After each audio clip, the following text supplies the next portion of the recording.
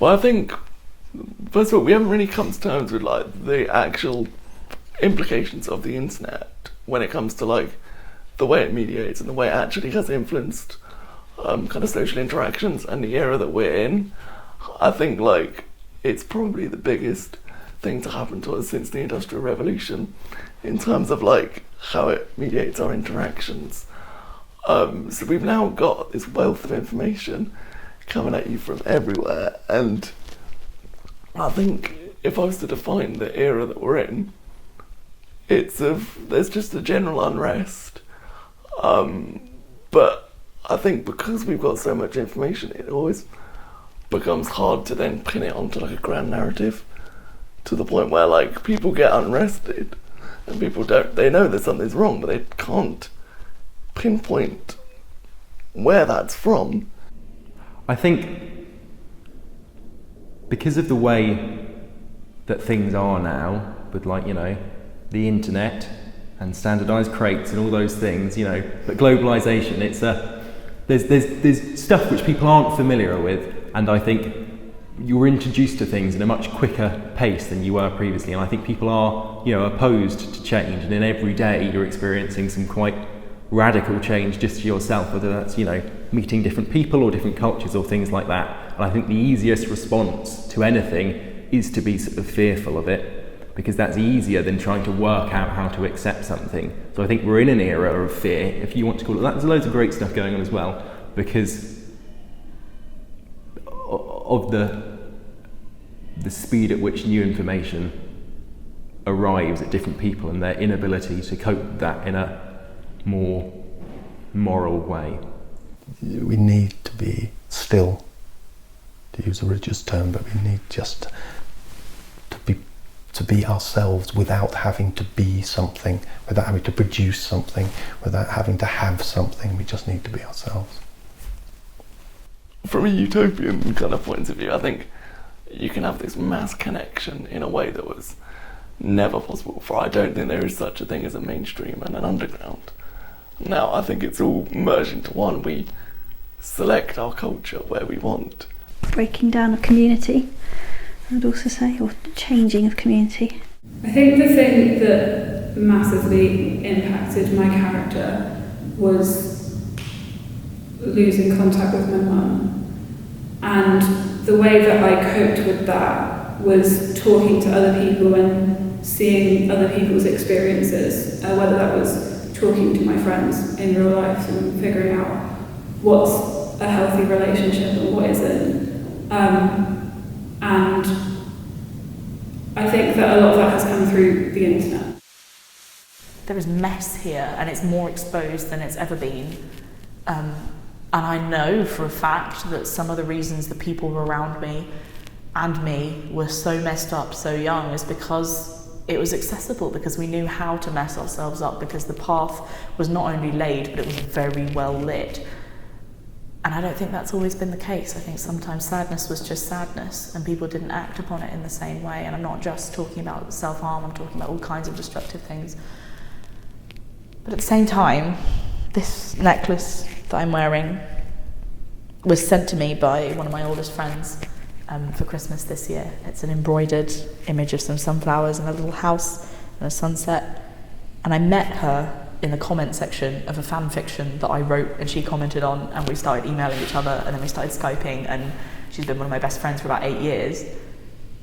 And I'm holding this necklace that gives me a lot of joy and a lot of hope because of the internet, and because I wrote a stupid story about something that someone else also liked and that sparked a friendship. And facilitating friendships is one of the most important things, and I don't think duality has ever been so contentious as it is in the internet age. So yeah, the internet has given me unique opportunities. It's also fucked me up more than almost anything in my life. Because I don't see anything wrong with being aware of the world you're living in. I think that's really important. And if you're kind of in your own little bubble, as we have been before social media, before everything was kind of connected, I don't think that's good. I think it's probably better for your general health, but I don't think it's good as a kind of human being living in the wider society. But I think seeing that it goes wider than me and my little bubble. If I was growing up now, and I wouldn't know any different, but I'm glad that I'm not growing up now, because I really appreciated the stillness and silence and space in my growing up. I definitely can't kind of brush things under the carpet ever. I mean, with like social media and all that, you can't not see everything all the time. I'm never bored. Like, there's always something going on. Like, I will wake up in the morning, first thing I'll do, check my phone, and then literally as I'm brushing my teeth, I'll have a YouTube video, or I'll have an album, or I'll be listening to a podcast, and like, if I want to, I can pretty much go my entire day not thinking. Well, I guess it's kind of indirect, because if you don't want to think about it, then you just don't, do you? And you kind of shut yourself off from that. So I think it's only present when you want it to be. I think there was a theorist, his name escapes me, but he talked about, this was literally in the 90s, this was when the internet was just a baby, little fetus internet, and he talked about this idea of the balkanisation of the internet, where actually what you'd have is these, rather than this big connection, which you'd think it would be, you have these kind of small islands of microcultures almost, kind of interacting off of one another. When 1984 came, when literally everybody thought, oh, he's wrong. People hadn't realised necessarily how much money they can make of it yet. Is the internet a landscape? Can we refer to it as physical space? Like, the whole idea is that, like, particularly with free speech on the internet, like, I could go on Speaker's Corner and I could say whatever, blah, blah, blah, blah. But, like, Facebook or something like that owns the platform. But, I mean, you've only got to read, say the Weekend Times and or the colour supplement, and everything in that particular is directed towards manipulating your mind into the fact that you're not slim enough if you're a woman, or actually if you're a man you need to sort of worry about your health and your sex life. And it's because, like, if you believe in something, there is going to be someone out there to confirm what you believe.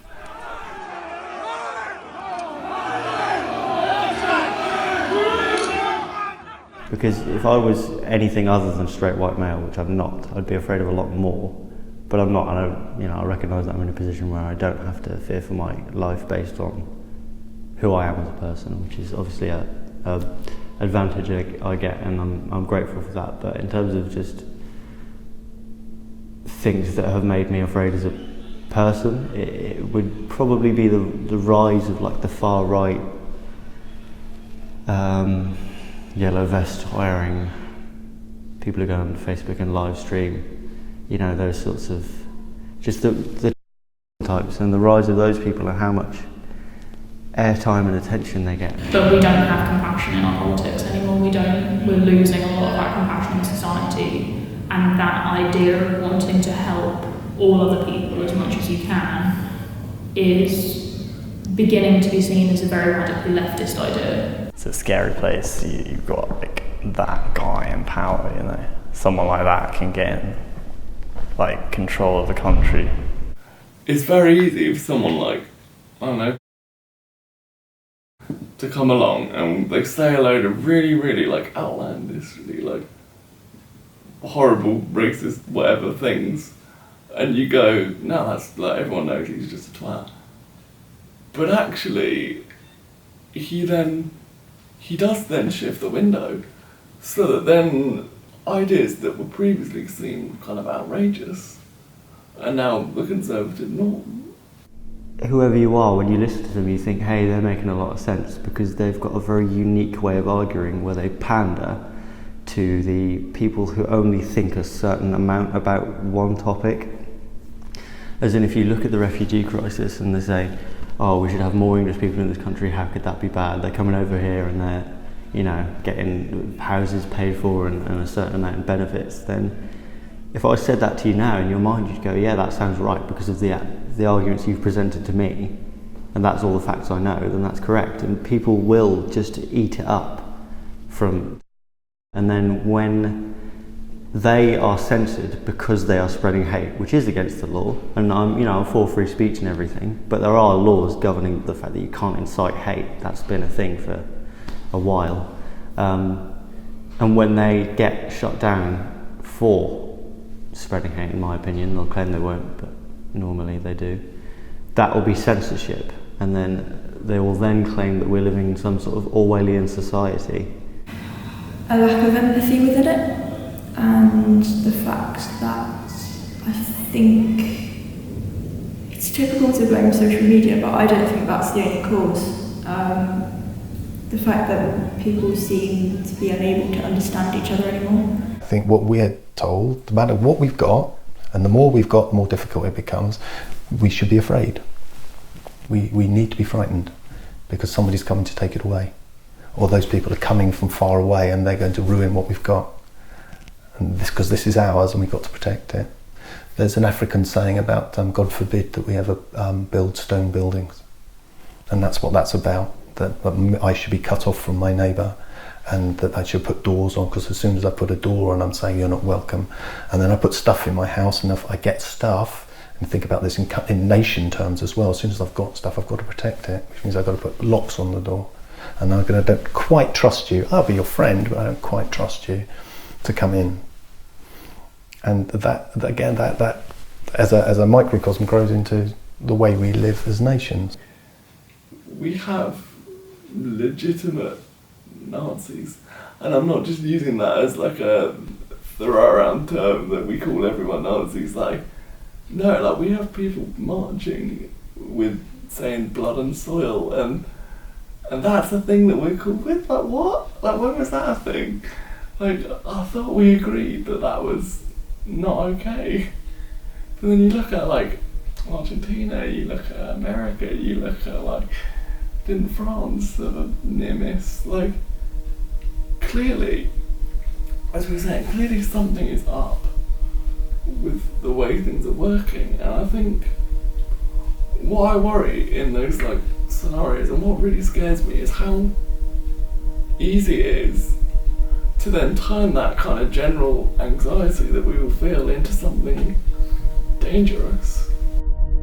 It's difficult, even if you think back to Enoch Powell and that kind of sort of regime, I suppose. There were people that supported that, and that did have a voice in the media, but you always felt that the other side was kind of much stronger.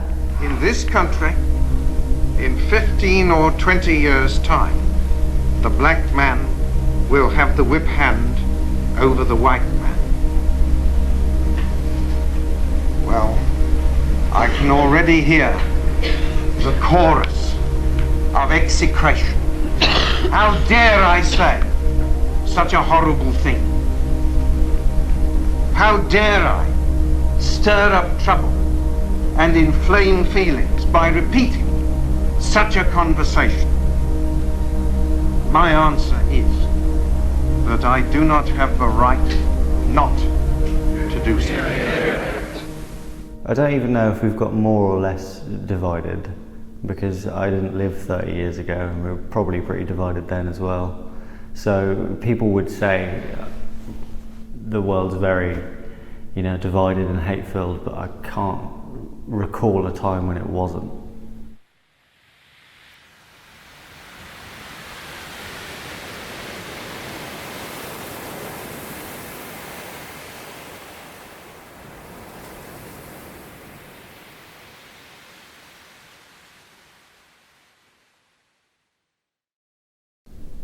I think identity's become a lot more diverse. I think we were put into boxes at one stage, and that was really limiting. But I think people sometimes like those limits. And I think now that we can make decisions, I think things have become, the weight is on our shoulders now to shape ourselves. So I think the lack of determinism is really quite frightening at times, and I think it's overwhelming, especially seeing my children grow up. I think, it's going to be hard. I think you make yourself fit into boxes. People make themselves fit. Chaotic and confusing, difficult. It's quite a messy era to live in, and I feel for people growing up. In some ways, I feel for them. In some ways, it's a lot freer than it ever was. So, but I think with freedom comes confusion and choice, and so, yeah, chaotic. I think it's affected me in the way in that I want to just live and not have to reject any kind of societal norm because it's a societal norm. Like I spent ages thinking that I wouldn't want a 9-to-5 job and I wouldn't want kids, I wouldn't want to get married because it's just what everybody does, and I was like, oh, I'm just going to go travelling and do this and that and that. But I don't have to do either. You can do both. Like you can just enjoy life whilst recycling things and creating new ones, I think. In terms of like end goals, like if you think about like stuff like marriage and jobs, and people change as they get older. You can't expect to have the same goal that you did 20 years prior, sort of thing. So in terms of like marriage, if two people get together and they stay married for like 20 years or so, and then they want to have a divorce, people see that as such like a terrible thing. But to me it makes sense, because people change and they're influenced by what goes on personally in their life, like so much that you can't expect them to stay together for so long.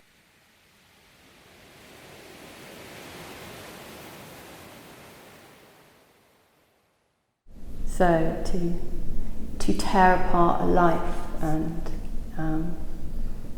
that's what I've been up to for the last few years. So tearing apart a conventional life. So and having the most difficult thing is having children and feeling that you have duties towards those children, and how best to and whether you are doing the best thing for your children. I think that's been the hardest thing, the scariest thing for me. So I've,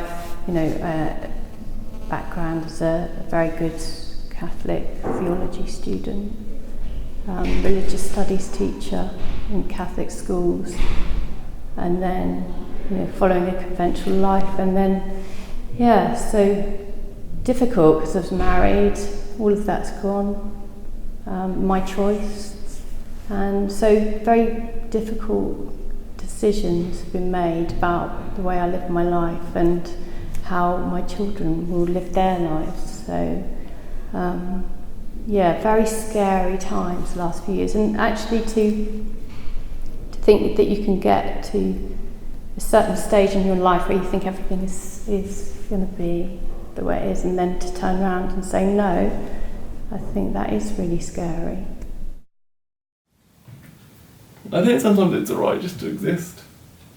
And I know that's easier said than done, but I think it's alright just to be like, I don't know, but I'm here and I'm on the journey and it'll take me where I need to go. But then you could say that, but then actually like surrendering to it is a very different thing altogether, I guess. People just think that's like a box and you get stuck in it, but it doesn't have to be like that. It doesn't have to be somewhere you're stuck. It's not your whole identity. You're being married, you're still a person, you're just attached to this other person. And you can cut it off and change it and move around. You're not not still, you can do anything. Oh, this is so cliche. You can do anything but without kind of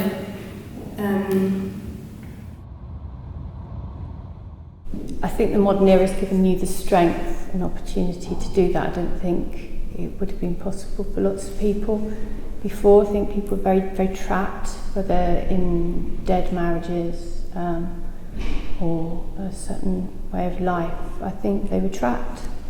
So it's whether I think today you can sort of say, okay, I'm brave enough to take it on. Whereas before, I think that would have been incredibly difficult. So, yeah. I'm frightened of lots of things. I'm frightened of...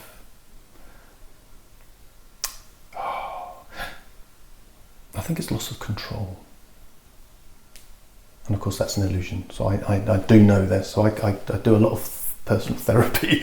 I have no control over this, so there's no point in being afraid of it. Somebody once said to me that something like 80% of people who go on an aeroplane are white-knuckled on takeoff. They're frightened. And yet the chances of being killed in an aeroplane are just infinitesimally small. And yet what they've done is drive to the airport where there's over 100,000 people a year are killed on roads. So we have a very weird relationship with what we should be afraid of and what we shouldn't be afraid of. I think I'm pretty scared of death, generally. I think throughout my, I don't know, since I was probably 9 or 10, that's been the thing that I'm the most scared of. Because, you know, I quite like being alive and being able to think and just do things. And I don't think that there is anything after death. And I'm, you know, scared of nothingness, not because of what it is, but because of the lack of the stuff which I enjoy now. So I guess in that aspect I'm scared broadly of the end, but I'm also scared that, you know, life won't be very good either for me or for other people. And I think, you know, that's a more imminent fear that I have, which has definitely increased the older I've got. Maybe because things have actually got worse, but more likely just because my perception of them is more acute. And so I recognise that in a greater sense. It's not, you know, there's afraid and afraid, isn't there? You know, you can be afraid of dying, or you can be afraid of drowning, which is perhaps very imminent, or you can be afraid for something slightly less obvious. I'm not sure I go a day without being frightened of something. which is a terrible admission, but I think I don't worry about death. I think a lot of people do. I worry about other people dying. My father died last year, and Tessa, my wife's father, died just a couple of months before him. But I spend a lot of my time in those circumstances with people that are dying, with people that are sick and people that are afraid. So those sort of things don't worry me too much.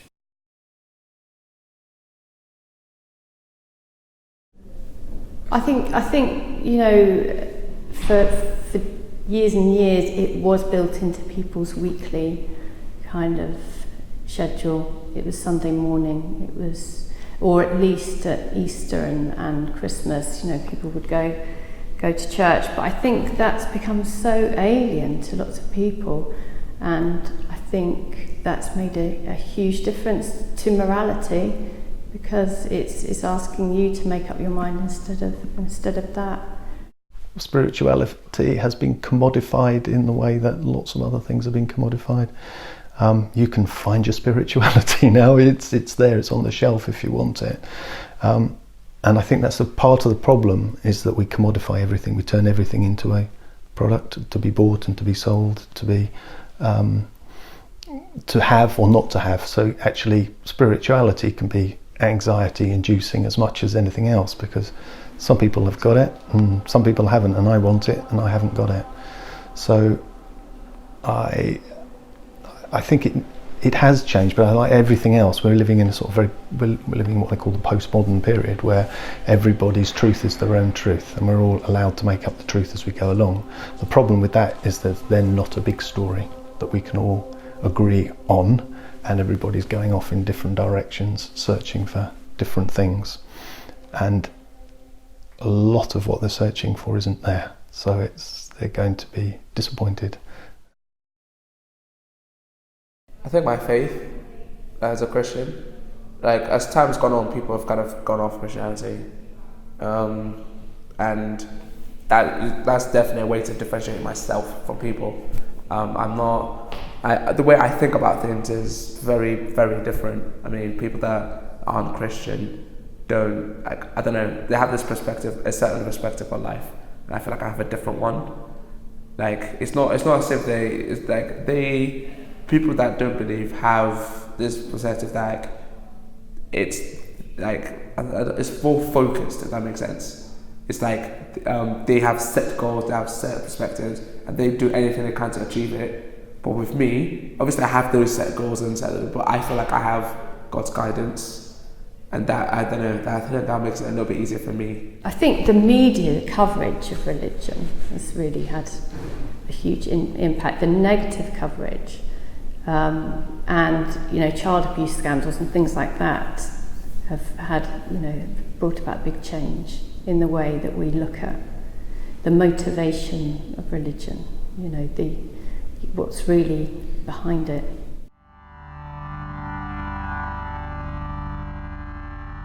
From a personal and faith perspective, because that's the way I see the world I see the world through a particular lens, and that's a lens of faith. I believe that there is hope, but I see a world where there's a lot of pain, a lot of hurt, a lot of fear.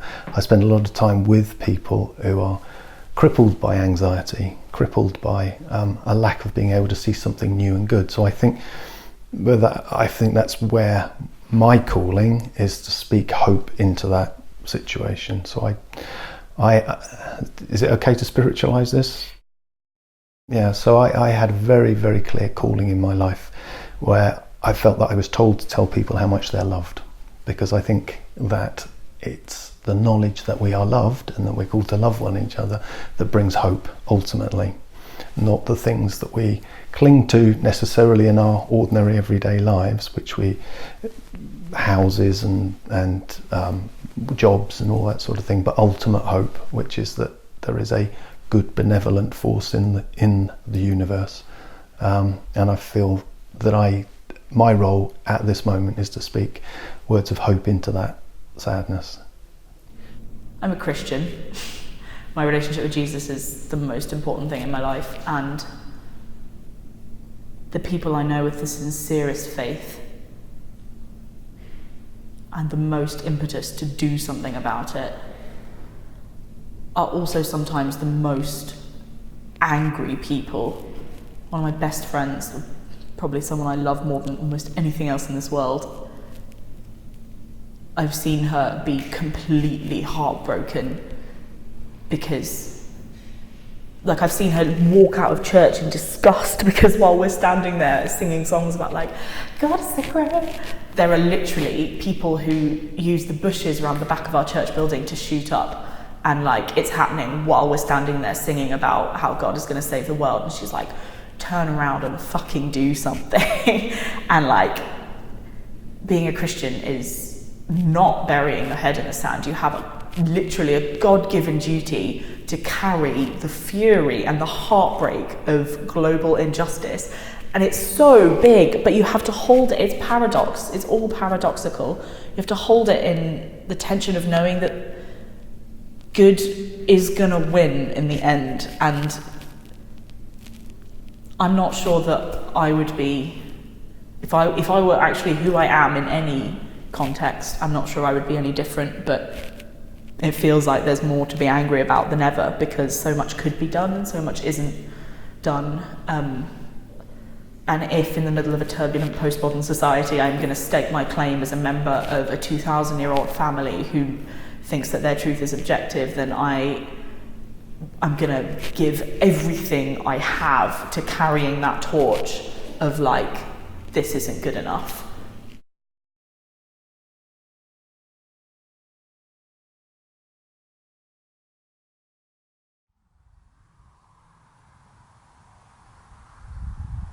One of the things that I found really impactful about going to Calais was to do with the sense of space between myself and that crisis. I got in the car in my own home, and the car was put on a train, and I didn't touch the ground between my own house and this refugee camp that was making headlines and being used as sort of a tool in the discussions of the press and across various politicians.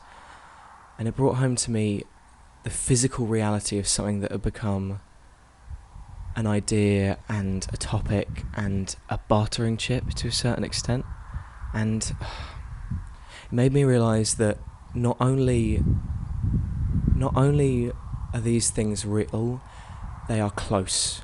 And they're close in the sense that I physically can get there and my life can be impacted by them. And they're close as in the actions of those around me, the actions of privileged people who I meet on a daily basis have had an actual impact on other people's lives across the globe, who are, of course, no longer across the globe. And it was close in the sense that I felt this connection to something that I had been viewing as a narrative, and it changed the way that I think about my own life in relation to the bigger picture. And I don't just mean that in the sense that I saw my own privilege, or that I saw that there are other people apart from me and that I no longer became the epicenter. It sort of went from me being myself and having my own ideas about the world and what is happening to me appreciating that my fragment is only a part of it, is only a part of that colossal sort of tapestry of. But at the same time, when you come home, or even just when your mood changes, even, you can't escape the fact that there is no way to see outside of your own head. It was one of the hardest things I've ever had to do in my life. But what struck me was like how efficient it was, more than anything. Like, it was very detached from the actual act almost. Like when the person was touring us, you go, this is the processing plant. And it's very easy to think, okay, processing, but then you suddenly think, you're like, these are people. Like, and I worry about euphemisms a lot, because I think they do have a lot of power in the way we view things. Like, where do we draw the line between, if the Daily Mail, let's say, are calling refugees a horde or a swarm, you go, okay, what are the implications of that? And I don't think God sees the lines that we draw. I don't think he sees us each as individuals and loves us all as individuals, but he is a God of unity. It's difficult, I guess, to come to terms with the fact that you are a fragment and that you are a personal narrative. You aren't the narrative. And it's difficult because we exist in a place and a time where you can't really see a narrative other than your own or someone else's. You can't see one that you share. You can only really see where your fragments cross slightly. Yeah, a lot of it is down to the individual rather than the religion or the gender or whatever, sexuality. And I think a lot more is being asked of us. And as a result, it's just more pressure, isn't it, to sort of make something of yourself. I think that's hard, and to sort of face up to your decisions and your responsibilities and your mess, the mess that you make. I don't know what's happening tomorrow. My timescale goes to the end of the week. Mass freedom provides some people with a lack of freedom, doesn't it? Because not everyone can be free to the same extent. So if I want to... The way the world works at the moment is that it's so good at reinforcing its own worth in a way where then, like, the moment you question anything, it suddenly becomes like, well, what do you mean? Like, so, I don't know, let's say you don't like the way Apple iPhones are exploiting their workers, or like the conflict minerals that are in cameras and phones and all that. All of a sudden you're like, people then go, oh, well, you have your phone, so why are you upset? And it's like, all of a sudden, like, people hold it against you that you're living within the system that you don't like. So I think, yes, I like freedom, because it gives you choice. Even if you choose what you would have chosen if you didn't have it, you feel sort of a sense of autonomy, which I don't think you get without that. It's the illusion of choice. It's like, you want choice, but realistically it's, do you want lettuce or like cucumber? It's not like... I know people who will come to me and say, oh, they want to change the gender of Santa and make him a genderless alien blob, and I'll go, well, where have you met anyone in your life that wants that? And they'll say no, and I'll say, well, where have you? Oh, I saw it on the... said it. Well, that's it.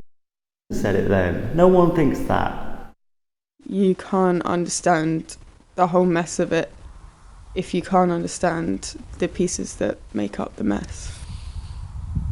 But we're encouraged to think from one side of that. I think it's profitable for, the powers that be, that we appreciate our piece as the whole.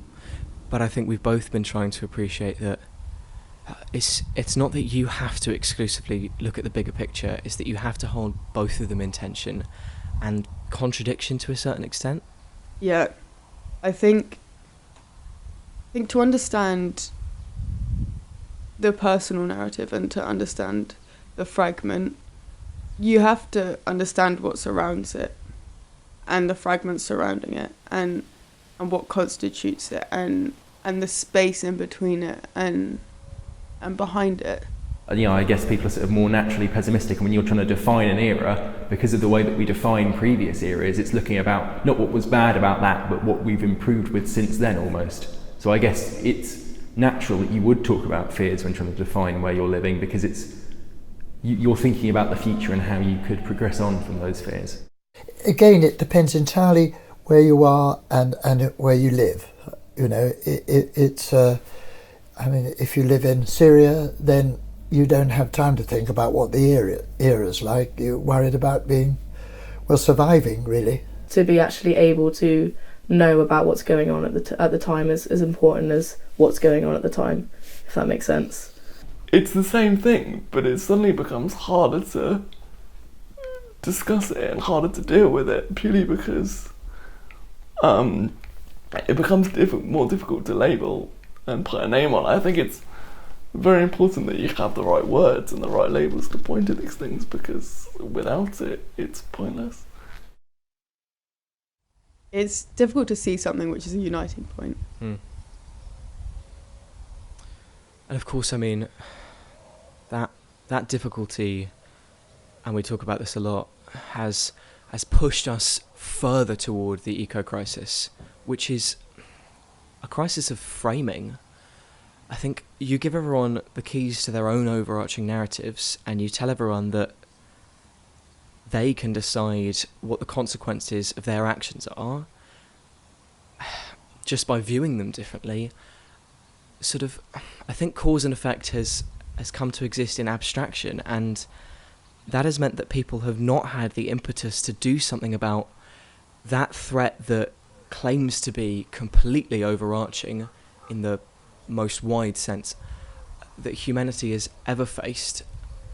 It impacts almost absolutely everyone, almost absolutely, and it is the biggest threat to that neoliberal idea of the individual and vice versa. Yeah, there's a huge irony there, because there's the, my actions, I'm the master of my own fate. I am an individual, but I'm powerful. And then there's I'm just an individual, I can't do anything about it. And I guess to a certain extent, that's a powerful thing, and it's a downfall. Yeah, it's about perspective and it's about framing, but that's a tension that activists hold, and it's also a tension that sort of people who are apathetic hold. They just come at it from a completely polar perspective. And you end up in the same paradox. And with the thing about it being a crisis of framing, it seems like madness to me that you can frame the eco-crisis in a way that isn't a crisis and that isn't of absolute importance.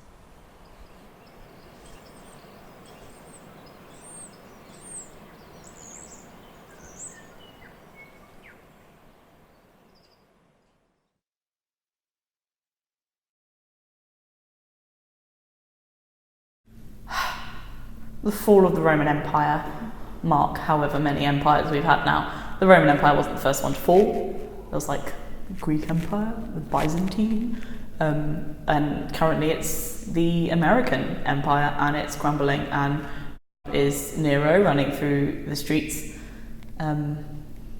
with his pants on fire or whatever happened. And just as it was not internal to the Roman Empire, it was a whole global thing. That is what's happening now. And I think there's a bit after the Roman Empire falls where everyone forgets how to make glass, because the Romans were the ones who furthered glasswork, and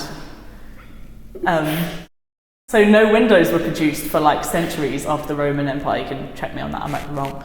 But I feel like maybe the ultimate or the penultimate, he might be Nero, he might be the forerunner, but the end of the American Empire, like it's going to crumple pretty soon. We're watching it happen in real time, and then there's going to be a period where we forget and civilization goes back. But progression has always been 2 steps forward, 1 step back. It's a bit of a do-si-do, but you do move forward, I do believe that. So we're in an end time, but we're not in the end time. And a time of worry, a time of fear, and perhaps for the first time, a time with less hope for the future.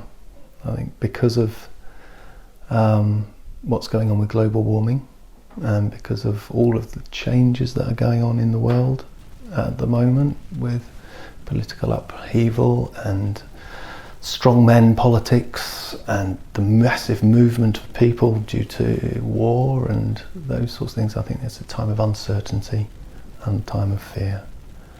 And so perhaps for the first time, a generation without a huge amount of hope for what the future is going to bring. That sounds awfully negative, but I think that sits at the heart of why there's so much anxiety, particularly in the Western world, and I can only really speak for where we are. He talked about back in the day, so when they had something like public executioners, they said there was a reason that why the revolutions happened so often, and it was because it became very easy to kind of pinpoint, here's your problem, here are the people that you need to be angry at, here is the outrage, it's in front of you. And I think we've lost a lot of that now. So say if I'm annoyed about the way that the government are treating climate change at the moment, where do I go? Who do I speak to? I think it's almost become so decentralised to the point where you kind of feel a bit lost. Here's the thing, it was really good, like it was amazing, all the contribution we got from everyone literally all around the UK. But we got to Parliament, our names were said, which was this big like, wow, that's so cool, you know, this is a huge thing, and then it's just dead. We haven't had any effect on anything.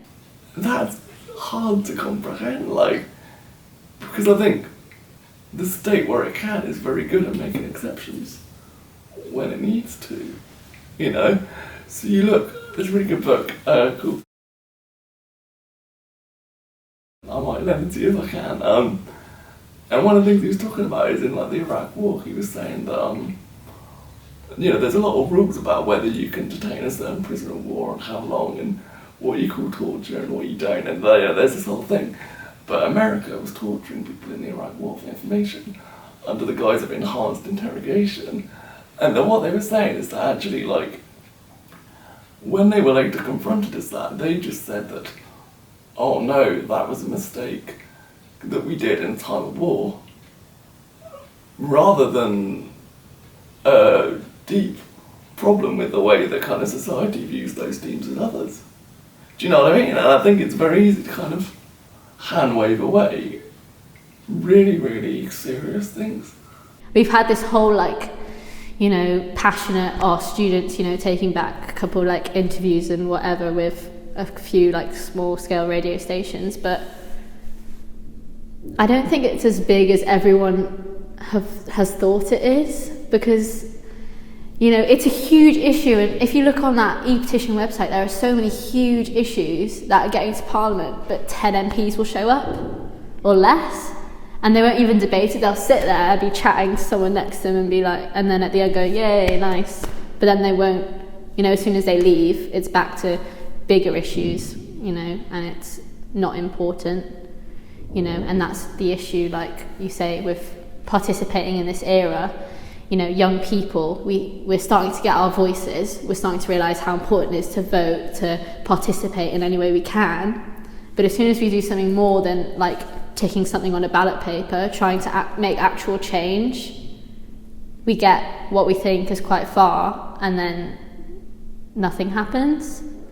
I do wonder if it's even possible to fight global warming under capitalism. Because there are no brakes on capitalism. Like, capitalism's whole thing is just more. So the only real way you're ever going to stop global warming is if you dismantle. And I mean, like, dismantle the top 10 oil companies in the world, like, but that's not going to happen, because it can't, like, do you know what I mean? Like, I think the system's very good at, like, reinforcing its own worth, but the moment you step back on that, you suddenly realise that it's on the exceptions of a lot of other people. As a father, which is probably how I see some of the things we've been talking about. As a father, it makes me worried. I see the fear and the worries in my children. And I see their. My son's an environmentalist, so he works for an environmental charity. So he's right at the sharp end of global warming, and he gets so sad because he can see what's coming in a way that which we won't see and we refuse to see. If not the destruction of humankind, it could lead to something really serious. Am I afraid for the planet, you know, when it comes to global warming and that sort of thing? In some ways I am, but I'm not afraid in the same way that a really strong activist is. You know, and so that makes him very sad, makes him feel a bit like we were saying about being powerless as an individual, completely powerless. That we are in danger. You know, I do think actually that humankind will probably end its relatively short life on this planet, you know, by its own behaviour. What's the difference between climate change and climate emergency? There's a reason why people are calling it a climate emergency now, and it's because climate change, even within the word itself, it kind of implies that this is like a natural thing. But I'm sure there are plenty of things that I don't act upon which I feel I should do because it's easier to, which I guess is what I'm trying to say people shouldn't do anyway. But I'm not personally afraid of that because I don't think it'll happen in my lifetime, which is selfish. I sometimes are a bit afraid for my grandchildren. So I want to tell you one piece of good news. You've probably heard a lot of people say, save the planet, save the climate, save the environment. I want to share with you some really good news today, that the planet is absolutely fine. The planet does not need saving. Because if we continue on the path that we are on, the end result would be we destroy our water resources, and let's remind ourselves that water is a basic human right. We reduce our access to soil, right, which is happening right now in Africa and elsewhere, and things get so warm we're not able to produce food. So the end result is we will be gone, the planet will still be here. The good news is once we become extinct as a species, the forests will grow back, the oceans will replenish, and so on. Climate justice! We want it now! What do we want? Climate justice! We want it now! What do we want? Climate justice! We want it now! What do we want? Climate justice! When do we want it? Now! What do we want? Climate justice! When do we want it?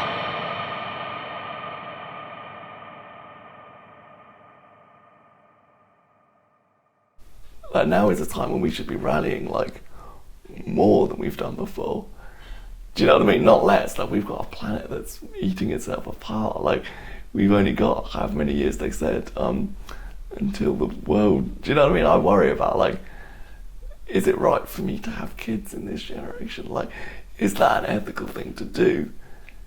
given the current way things are going. But we can't unite around these grand narratives anymore because they're not a thing. And like, we try, but it's difficult. And I understand that. Like, I understand that, like, when I talk to like a family member or something like that, we could be looking at the exact same thing very differently. You know, we could be reading the exact same piece of news, but not. So it's a case where you're informed and you're uninformed at the same time. The end of the American era, in the sense that they have been held as the leader of the free world for however long now, a while, a couple hundred years, and that, I mean, it's Gatsby land, isn't it? It's the heart of the American dream, which isn't just the American dream anymore, it's the dream which draws everyone. It's why there's such kerfuffle about immigration. It's why the West is hailed as whatever it's been hailed as, but it isn't anymore. We're just starting to recognise that actually the East has been doing a lot better, a lot more consistently for a lot longer. And yeah, it's all going to come crashing down. So I don't just mean internal to the borders of America, but the ideology that has been epitomised by the States and people in it. And I think people know it doesn't work now. That's what postmodernism's been about, but postmodernism's kind of over. So what comes next? In architecture, it's been called transmodernism because it's like postmodernism or something ridiculous, but nobody really knows what comes next. So we're kind of getting this conglomerative culture of like everything but nothing. There's no coherency, there's no timeline. It's just that people are like, that's not working. Brexit, it's not working. European Union, it's not working. All the dreams that were kind of put in place post-World War, they're not working. And so we're kind of coming over that hill, or actually I think we're just cresting the hill into the disaster zone, and then after that it's going to be like, okay, no one remembers how to make glass, the Library of Alexandria has burnt down. You don't quite start from scratch because there's a kind of primal corporate memory, but I think the West as we know it is nearly over.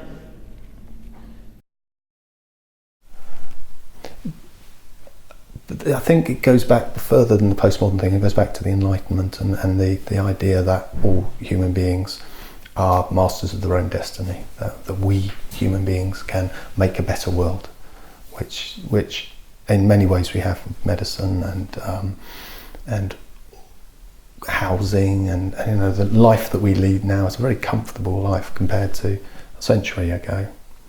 But in the middle of all that, we somehow lost the spirit. We've lost the deeper meaning to life, which is about community, which is about sharing, which is about meaning amongst others. The only way I can describe it is it's kind of like this background apocalyptic anxiety, which is, you know, like genuine, like existential anxiety. Like, I remember talking to my dad the other day, and he was like, it was around about the time the global warming protests were going on, and he said, why are so many young people so unhappy at the moment? And it was so hard to kind of even begin that discussion, because I think you're born into a thing and you hear all your memories of your parents about like, oh, and then we got our first house and we did this, that and the other, and there's a party that's like, it'll never be that way. This is completely new territory, and something isn't working. You know, when I think about it, when I grew up as a child, a baby, and then as a small child during the war. Now I was in the country, so I wasn't born really, but you know, when I was about 3, there was a real chance that Hitler would invade this country.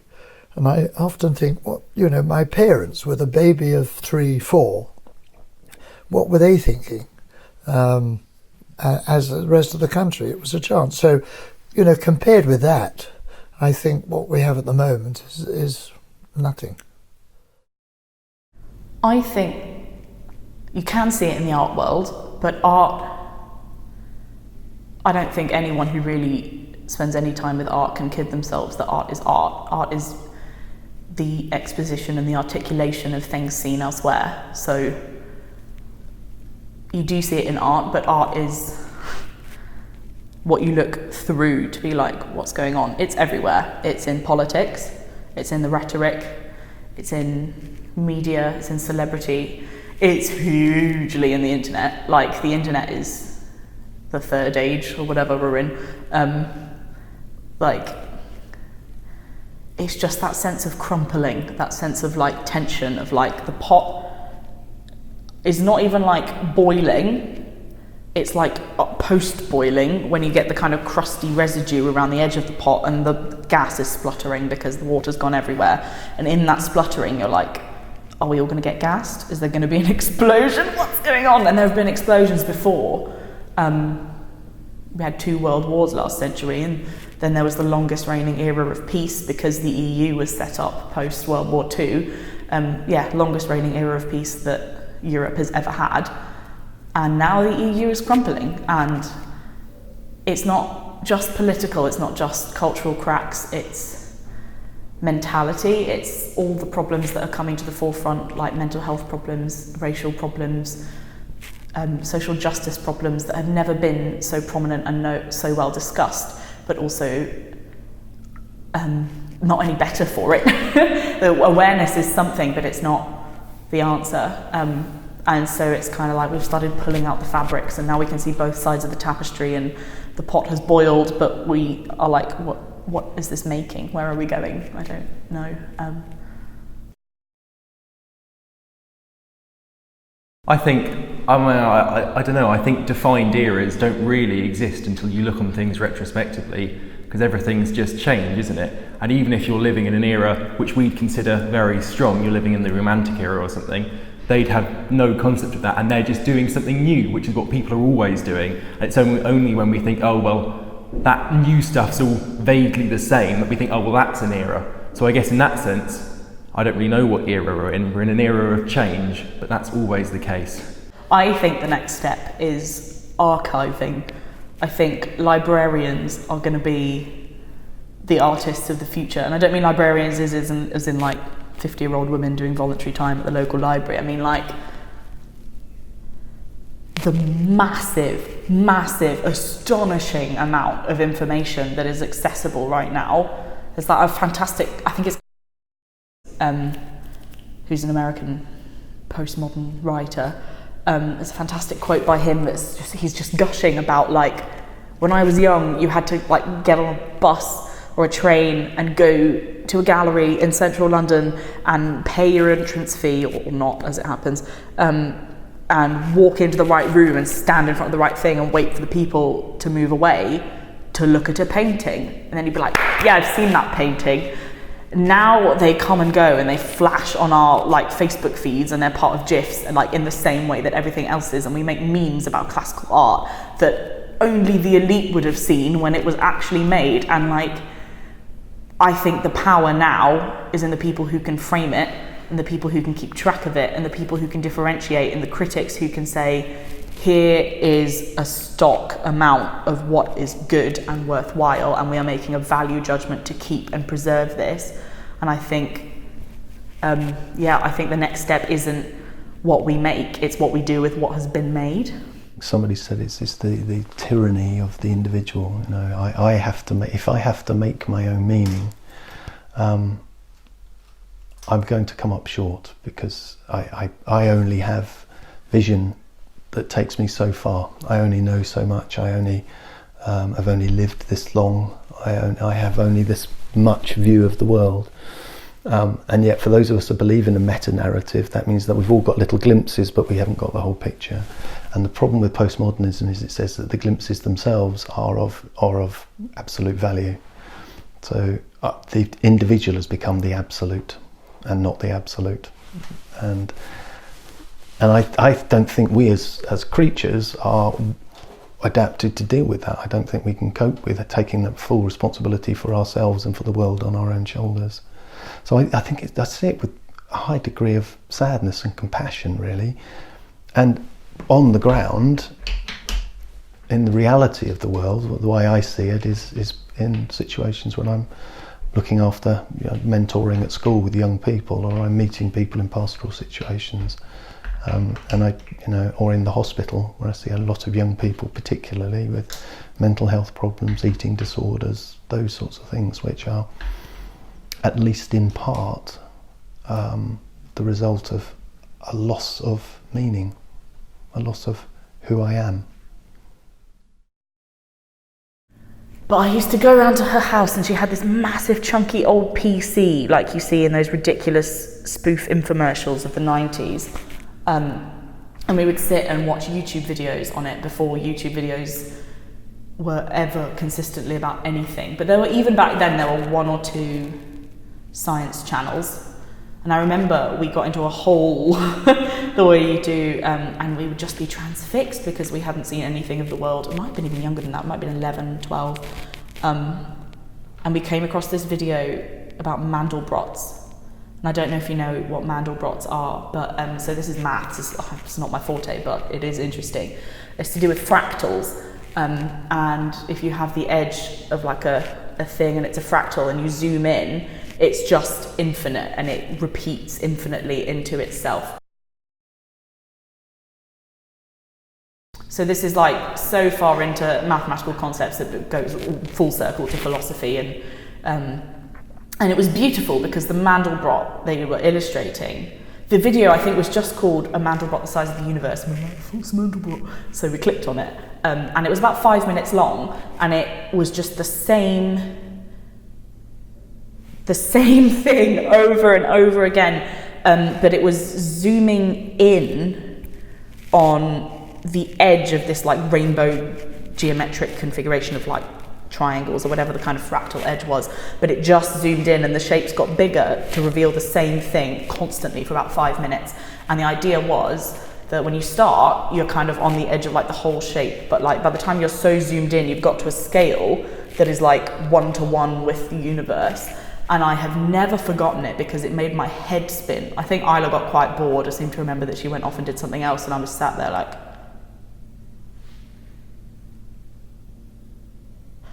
and I had this sense of everything collapsing inward and this like desperate motion of like, I have to push backwards. I'm being swallowed by this massive fractal concept. And like, I think about that video all the time, especially when we're talking about postmodernism, because postmodernism was the death of any overarching narrative. It was the end of objective truth.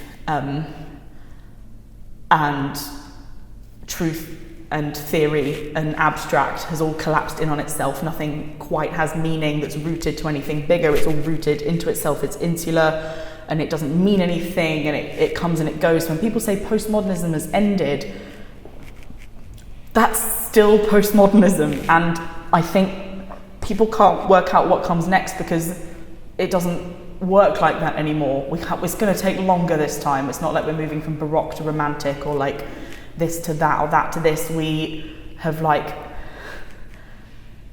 I think trying to get past postmodernism is doing the opposite to that Mandelbrot video, and it's zooming out, but you're still in the Mandelbrot and it just keeps collapsing in on itself, and theory after theory after cultural theory after political theory is becoming self-contained and infinitely small, but they all form the same pattern, and it's postmodernism again and again and again. And whether you fold it up on itself and call it transmodernism or post-postmodernism or post-post-post, like all those posts are another zoom back from the Mandelbrot, and that's what we're trapped in, and I think we will be for a long time. And whatever comes next is still going to have to deal with the fact that it's framed within what's happened in postmodernism, which is the collapse of truth.